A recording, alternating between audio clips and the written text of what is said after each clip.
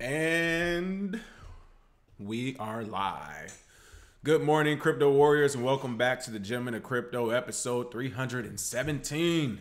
Today is Monday, December 7th, and I'm King. And I'm Bitcoin Zay, and we're here to bridge the gap between cryptocurrency and the community Monday through Friday at 10-ish. 10-ish. And here we are. I put this camera together with my Bitcoin shirt on today. Here we go. Oh, yeah.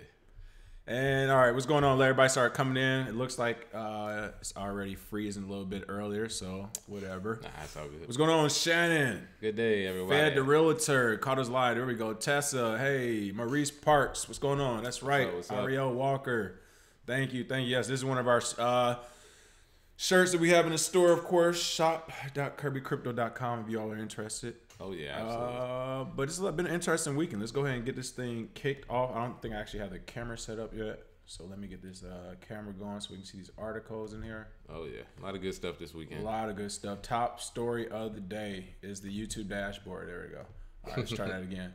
Top story of the day. Gab turns to Square Cash app after Coinbase allegedly froze its account. Oh, yeah. You don't say. Oh, yeah. Is Coinbase turning fully into PayPal, into the banks and everything else that everybody's running away from at this point? I think they have. Yeah. What's going on with this? Does the title say it all? Yeah, I mean, they honestly, they called out Coinbase. They didn't have to, but they had to because Coinbase has been at the forefront of a lot of stuff that is proven to be PayPal-ish, sort of bankish. We've had reports of fractional reserve banking, terrible support, and also deplatforming people from getting Bitcoin, which is the reason, free speech and the ability to make money off of it. That's the reason Bitcoin was created. And now that Gab has basically been called, a place for racists and people to talk, people have been trying to deplatform them. And in my opinion, it doesn't matter what your message is. Free speech is free speech. Right.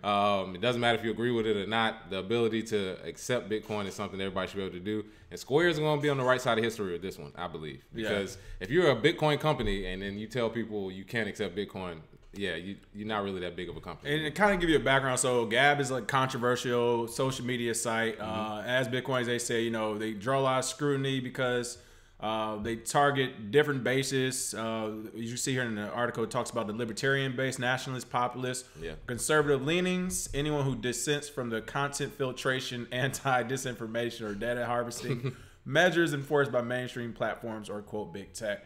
So it looks like Apple and Google app stores have also banned them. So yeah, it's just the ban hammer everywhere, which again, we kind of know that happens. You've seen it on Twitter, YouTube, all the shadow banning.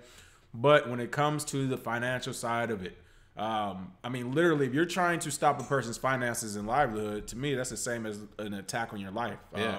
So why are we doing all this beating around the bush? All right, like I never get when we do the whole don't allow them to use PayPal or banks. Go kill them. Why are we beating around the bush? Like at least go square up with Brian. Yeah, there we go. Go see him. Shoot the one. Shoot a fair one. Give him a nice ball head slap. You know what I mean? But you're literally trying to. What happens when you cripple a person financially? What happens when you cripple countries, when you cripple neighborhoods and regions? Like, what do you think is going to come out of that? Nothing positive. I know what happens when you try and cripple people's money who are already rich. Hey, that's what happens. They become the president. Yeah, exactly. They get up out of here. Get them up out of here. Shannon said, "Square up is a lost art, isn't it? Though." Yeah, I know, right? Shoot the ones. But definitely.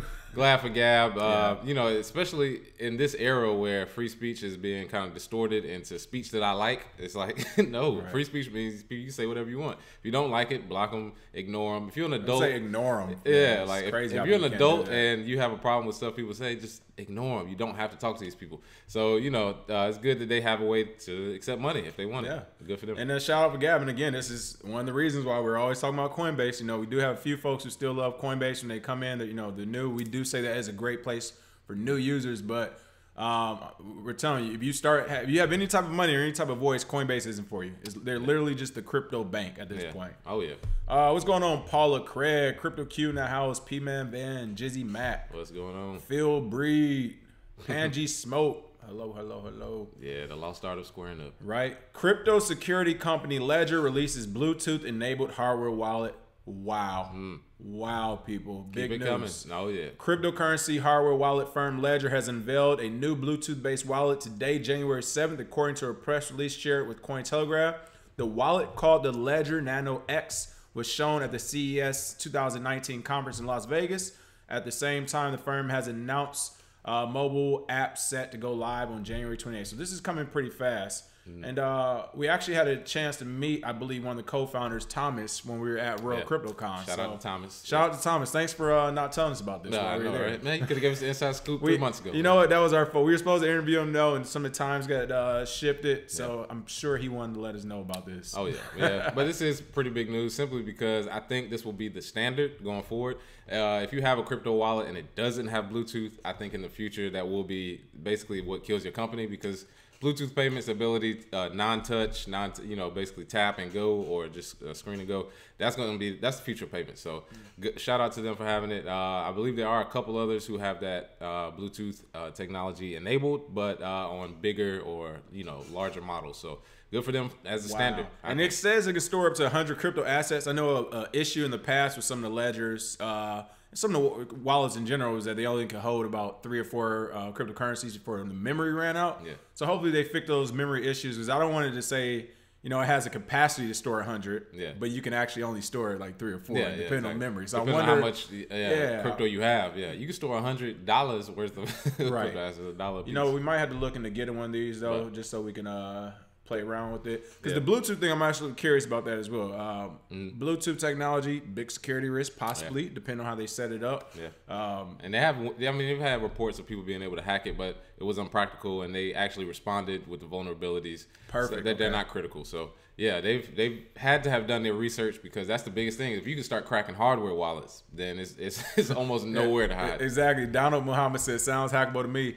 Tonio from the UK, what's going on? I know, right? Yeah. Crypto Head is funny. He said, "Redman and Method Man, what's up?" That's or he or she. And cool wallet, I was gonna say that's a few other wallets that have Bluetooth storage already. What's going on, Coach Damon Johnson, first timer live? What's going on, boss? Welcome to the show. Welcome.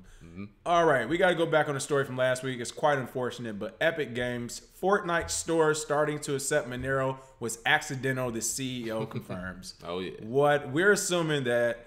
He got that tap on the shoulder over the weekend. Yeah, it was like, you did what? We let you have this game? You're making billions of dollars in your company. You do this to us? We let you steal dances without going to jail? We let you not pay people? Right. This is what you do to us? Temporary, but I feel like they spelled it wrong. Temporary volatility hit Monero over the weekend after a gaming company chief said it accidentally began accepting the privacy-focused altcoin for payments last week.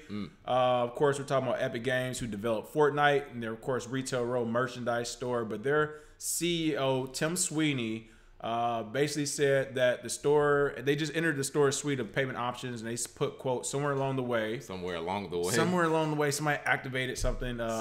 They said it was unintentional, with staff subsequently removing it over the weekend. It's unfortunate. Yeah, I mean, it's one of those things where if you actually look at the crypto market, most of the people in the market try and infuse crypto into other industries. So if you have the ability to do it, somebody's going to put crypto in there somewhere, whether it's malicious or whether it's not. Somebody's going to try either implement payments with browsers. They've had browser mining, like anywhere that you can actually run this software, people are going to do it. So good to see that they came out and stopped it if it wasn't in their plan. Right. Because I would hate for it to mess up their plan if they had a bigger plan to introduce more crypto. So that is one good way to look at it. But people are scared of Monero, man. And it's also one of those things where, well, it's probably a lot to do with it too. You'd say Monero, video games, kids, parents, you know how it goes. But the publicity was good. Yeah, so it's one of those things where 10% jump. They went back down, but who knows if they accidentally said it or did it intentionally or not. But the publicity was good, and then people liked it.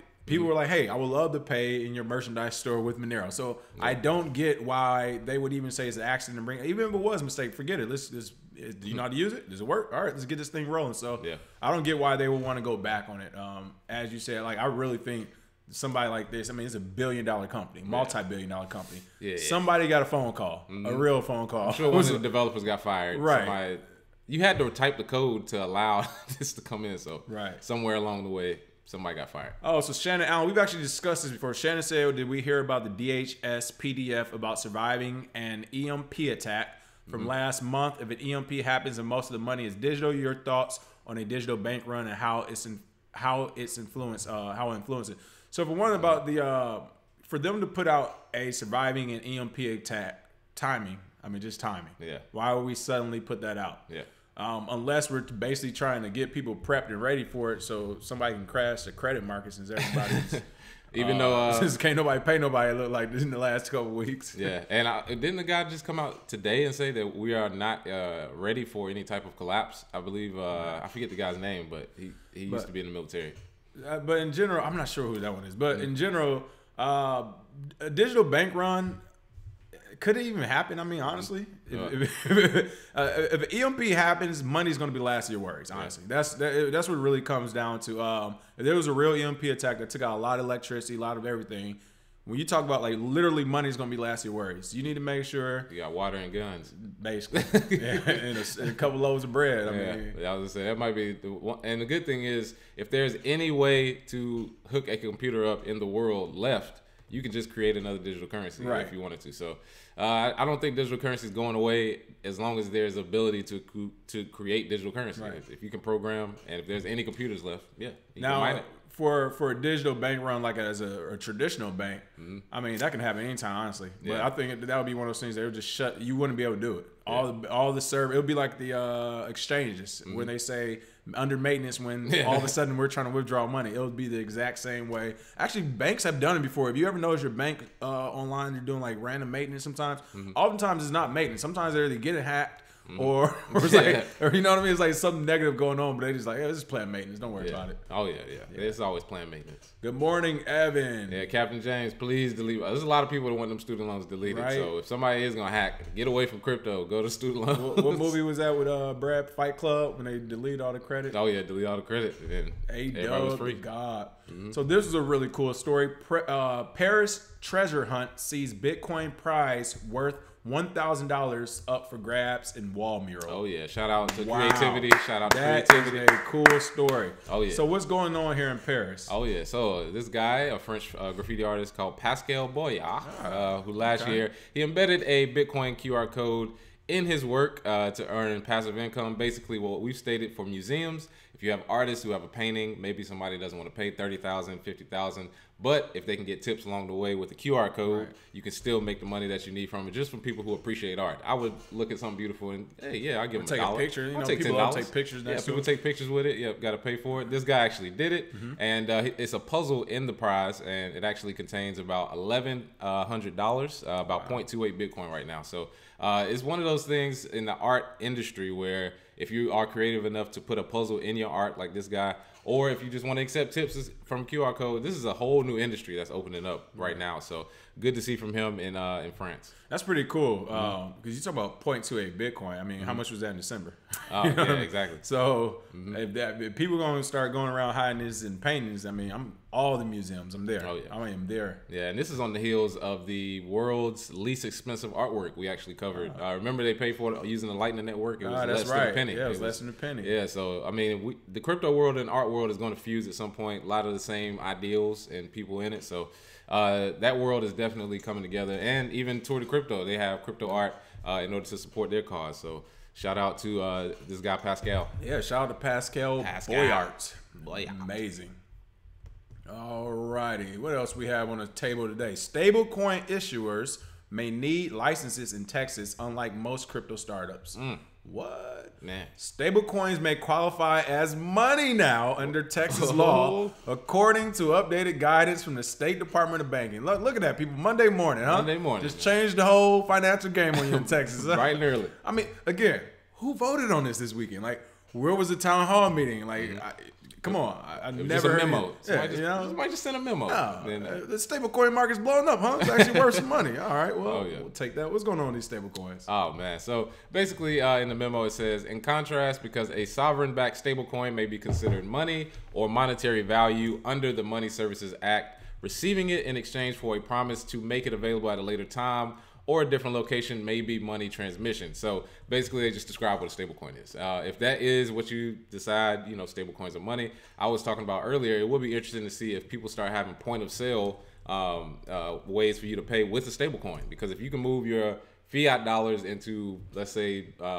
Tether or Gemini's USD, can you walk up into a store and pay with that same stablecoin? If not, then I guess you can't use this money transmission. But the way they're looking at it, they're basically saying if you do any transactions with a stable coin. I want in.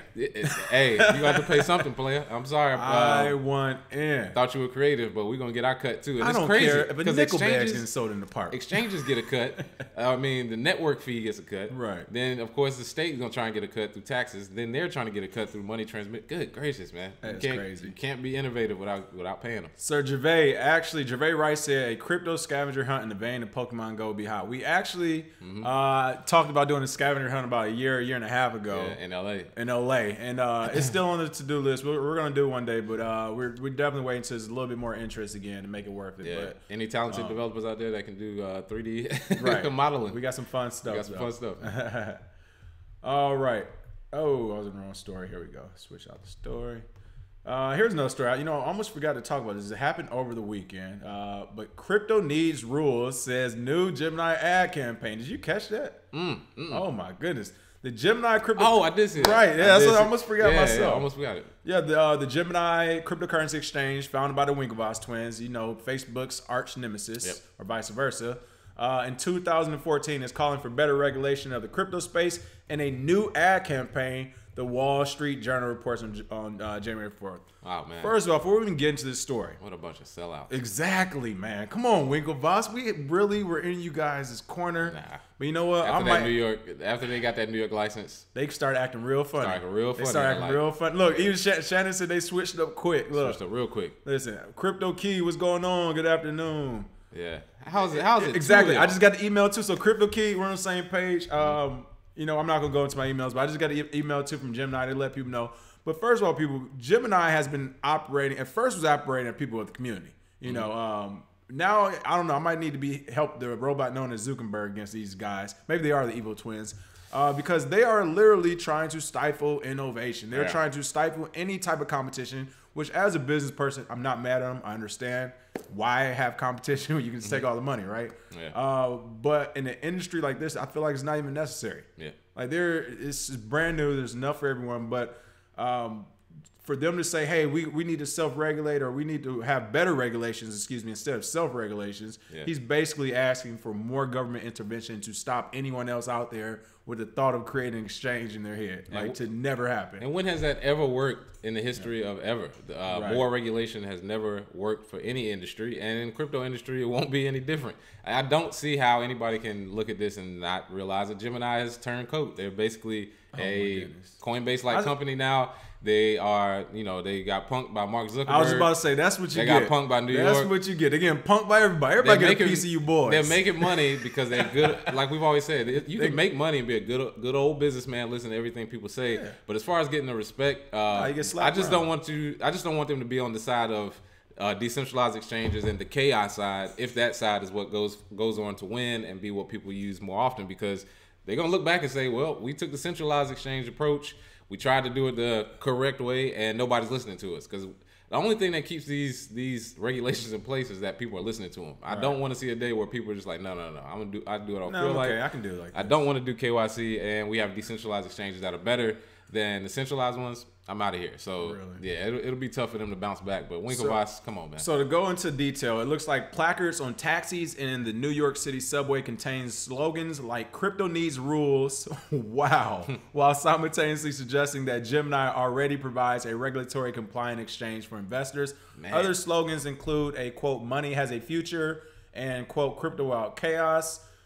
Chris Rohn, head of marketing at Gemini, told the Wall Street Journal, they believe that investors coming into cryptocurrency deserve the same protections as investors in more traditional markets, adhering to the same standards, practices, regulations, and compliance protocols. No. The reason why we have cryptocurrency is because no one liked the old market. Mm-hmm. That is why we're in a new market with new money. Mm-hmm. So for them to say we need everything as it already is them telling you, we only need 3 or 4 big banks. Yeah. We only need 3 or 4 big exchanges. That's them telling you. As long as we're one of them. As long as we're one of them, when we've made it through the finish line, then we're good to go. So, I love this tweet. That tweet is awesome, man. Perfect response. Rules like mathematics, sure. Crypto needs that. Rules like KYC, AML, licensing, taxation, Patriot Act, bit license, BS. No, crypto doesn't need that. There we go. Exactly. We need to retweet this today. There we go, Nick Foley. This is crazy. But again, turncoat. Like literally, these people were at the front of the community, and then they just back in it today. Hey, here's man. so here's one of the signs right here. Crypto needs rules. Wow. Yep. Look at that. So if you're listening to us on the podcast, make sure you check out the YouTube. We got the photo up.